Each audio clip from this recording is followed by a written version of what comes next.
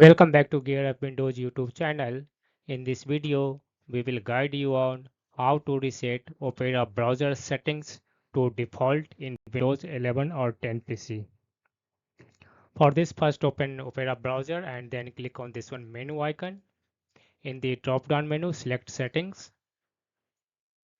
In Opera Settings, select gx.games in the left sidebar. On the right, scroll down to the bottom to find this one Reset Settings option. Under this, click on this one restore settings to their original defaults.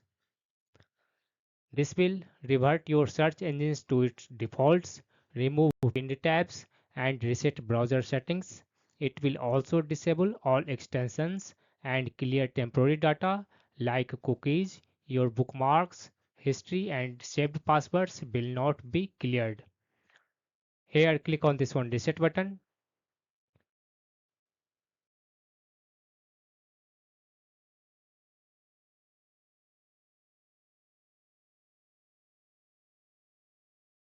This will reset your Opera browser to its default settings. After resetting, close the Opera browser and reopen in your PC.